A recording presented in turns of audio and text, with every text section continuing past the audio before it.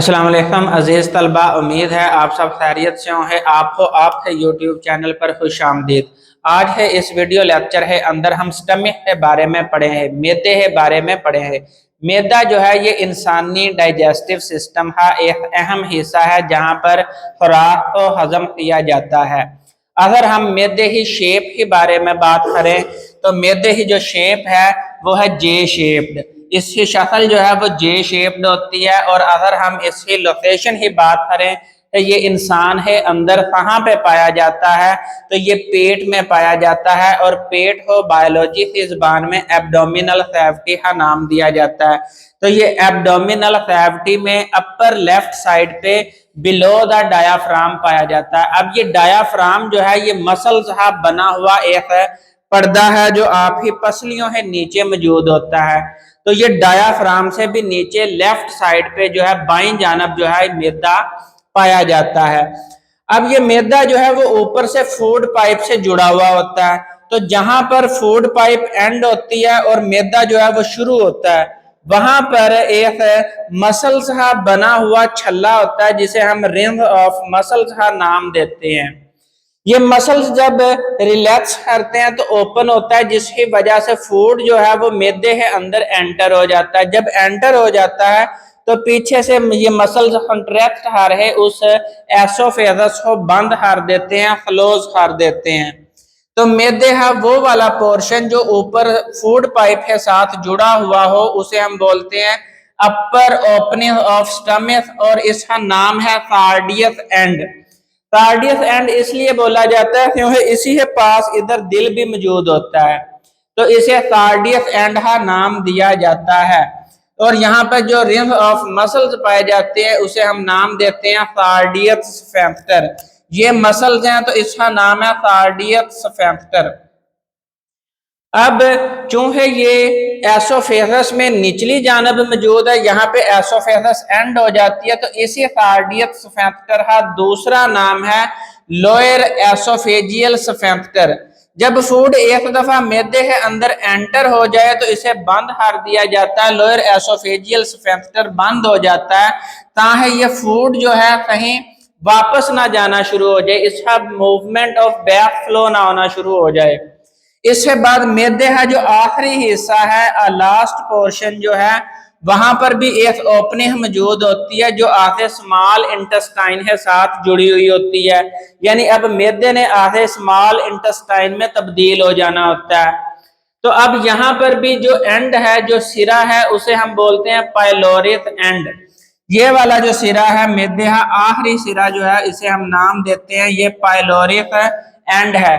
और यहाँ पर जो मसल्स पाए जाते हैं उन्हें नाम दिया जाता है ये पाइलोरिक स्फिंक्टर हैं। ये पाइलोरिक स्फिंक्टर हैं। ये भी एक दफा फूड जब मैदे से निकल के स्मॉल इंटेस्टाइन में चली जाती है तो पीछे से ये बंद हो जाता है पाइलोरिक स्फिंक्टर। क्यों? खुराक वापस दोबारा मैदे के अंदर वापस ना आ जाए। अब डाइजेशन की बात करें, खुराक से हजम होने की बात करें, तो यहाँ पे भी खुराक दो तरह से हजम होती है, मैकेनिकल डाइजेशन और केमिकल डाइजेशन। मैकेनिकल डाइजेशन में मैदे की जो दीवारें हैं वो दीवारें मसल्स की बनी हुई होती हैं, और ये मसल्स भी जो हैं वो स्मूथ मसल्स होते हैं। स्मूथ मसल्स जो हैं वो उनके अंदर कंट्रैक्शन और रिलैक्सेशन की एबिलिटी पाई जाती है, सलाहियत पाई जाती है। तो जब एक दफा खुराक जो है वो मैदे के अंदर चली जाती है तो मैदे की दीवारें जो है वो कंट्रैक्शन और रिलैक्सेशन करती हैं, फैलती हैं और सुखड़ती हैं। फैलने और सुखड़ने की वजह से ये मैदे के अंदर फूड हो मिक्स अप करती हैं, ताकि उसके अंदर जो इंजाइम्स यहाँ पे आने हैं, केमिकल डाइजेशन होनी है, यहाँ पर जो इंजाइम आने हैं और खुराक जो है वो आपस में अच्छी तरह से मिक्स अप हो। तो जब ये इस तरह कंट्रैक्शन और रिलैक्सेशन होती है तो उस दौरान इस फूड पार्टिकल्स को पीस दिया जाता है, पीसा जाता है, जो मैकेनिकल डाइजेशन में अंडर आती है। अब यहाँ पे मैकेनिकल डाइजेशन जब होती है तो इस मैकेनिकल डाइजेशन में जब फूड और दीवार जो है वो आपस में टकराती है तो यहाँ पे हीट पैदा होती है, और आप है फूड है अंदर जो लिपिड्स या फिर फैट मौजूद है उसे इस हीट ही मदद से मेल्ट किया जाता है ताकि उसे हजम होने में आसानी हो। तो यहाँ पे जो हीट पैदा की जाती है उसे असल में मेल्टिंग ऑफ लिपिड्स में इस्तेमाल किया जाता है। अब यहाँ पर केमिकल डाइजेशन, जब यहाँ पर फूड पार्टिकल्स आ जाता है और उसे आपस में मिक्स अप कर दिया जाता है with the help of smooth muscles जो है स्टमक की दीवारों के अंदर मौजूद है। अब ये जो मिक्स अप हो रहा है इस अमल का नाम है चर्निंग, और चर्निंग में जो है जो हीट प्रोड्यूस होती है उससे लिपिड्स को मेल्ट किया जाता है। अब केमिकल डाइजेशन, केमिकल डाइजेशन जो इसके अंदर वाली दीवार होती है, मैदा जो है वो 4 मुख्तलिफ दीवारों पर मुश्तमिल होता है। इसकी जो अंदर वाली दीवार है वहां पर गैस्ट्रिक जूस पैदा किया जाता है, क्यों है वहां पर गैस्ट्रिक ग्लैंड्स मौजूद होते हैं। जहां पर लफ्ज ग्लैंड्स आ जाए तो ये यकीनन कोई ना कोई सक्रीशन पैदा करता है, कोई ना कोई चीज पैदा करता है जो है डाइजेशन में मदद देती है।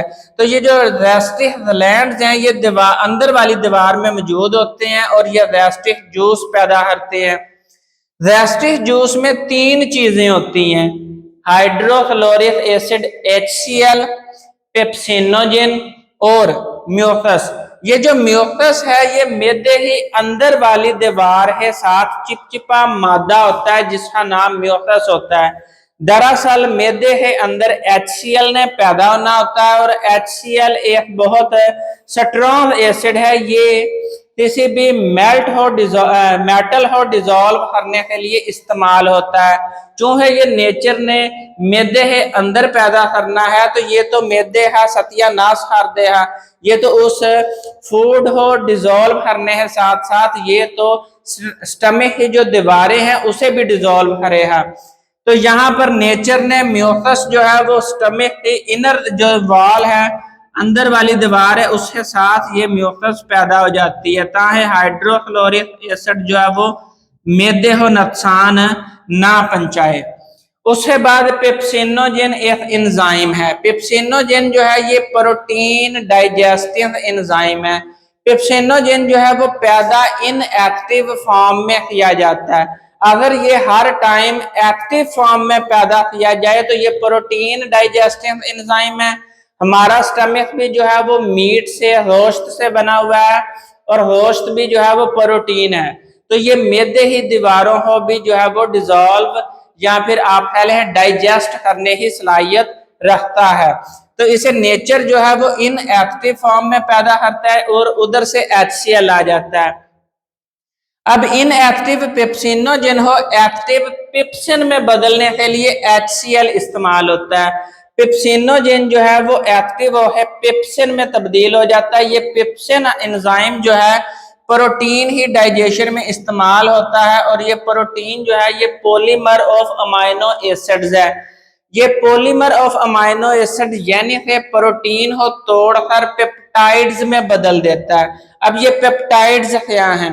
पॉलीमर जब हजारों मॉलिक्यूल्स पर मुश्तमिल होता है, हजारों अमाइनो एसिड्स पर मुश्तमिल होता है, तो ये उसे तोड़कर पीसेस में पेप्टाइड्स में बदल देता है। वो जो पीस में टूट जाता है वो पीस जो है वो पेप्टाइड्स हैं, यानी प्रोटीन्स को पेप्टाइड्स में बदल देता है पेप्सिन एंजाइम।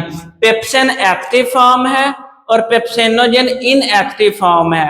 इनएक्टिव हो एक्टिव में बदलने के लिए HCl लाजमी है जो है इसके अंदर शामिल होता है। म्यूकस जो है वो मैदे ही अंदर वाली दीवारों को नुकसान पहुंचने से बचाती हैं, क्यों है यहाँ पर HCl भी मौजूद है, स्ट्रॉन्ग एसिड है, और पेप्सिनोजेन जो है ये प्रोटीन डाइजेस्टिव एंजाइम है। तो दोनों से HCl जो है ये पेप्सिनोजेन को एक्टिवेट करने के अलावा आपके फूड में मौजूद जो मुख्तलिफ पैथोजन है, बैक्टीरिया है या प्रोटोजोम्स हैं, तो उन्हें मारने के लिए भी इस्तेमाल होता है। म्यूकस जो है ये प्रोटेक्टिव लेयर बनाती है और न्यूट्रलाइज करती है HCl को। खुराक जब मैदे में एंटर हो जाती है, दाखिल हो जाती है, तो ये मैदे है अंदर 3 से 4 घंटे यहीं पे स्टे करती है और यहीं पर मैकेनिकल डाइजेशन और केमिकल डाइजेशन होती है। 3 से 4 घंटों के बाद ये फूड जो है हजम होने के बाद एक लिक्विड मटेरियल में तब्दील हो जाती है। उस लिक्विड मटेरियल का नाम है chyme. Food become soap like mixture is known as chyme. अब ये इसने स्मॉल इंटेस्टाइन में एंटर होना है, तो यहाँ पर ये जो पाइलोरिक स्फिंक्टर है ये ओपन होता है। जब एक दफा पाइलोरिक स्फिंक्टर ओपन होता है तो 5 ml से 15 ml जो फाइम है वो स्मॉल इंटेस्टाइन में एंटर हो जाती है। उसके बाद पाइलोरिक स्फिंक्टर दोबारा कंट्रैक्शन करता है, दोबारा रिलैक्सेशन करता है, तो उस दौरान 5 से 15 ml फूड जो है वो आपकी स्मॉल इंटेस्टाइन में एंटर हो जाती है। तो यहां से पेपर में जो एमसीक्यूज आते हैं उसमें 5 से 15 ml ये वाला एमसीक्यू बनता है। उसके अलावा मैदे के अंदर खुराक कितना स्टे करती है ये बनता है एमसीक्यू। इसके अलावा HCl जो है ये पेप्सिनोजेन को एक्टिवेट करने के लिए इस्तेमाल होता है, तो ये भी एक एमसीक्यू के तौर पर पूछा जाता है। इसके अलावा पैथोजन को मारने के लिए भी HCl इस्तेमाल होता है, ये भी एमसीक्यू है। तो यहाँ पर हमारा लेक्चर कंप्लीट होता है। मैं एक दफा साइड पर हो रहा हूँ, इसका स्क्रीनशॉट ले लें। नेक्स्ट वीडियो में हम नेक्स्ट लेक्चर के साथ हाजिर होंगे। उतनी देर दुआओं में याद रखें। फी अमानिल्लाह।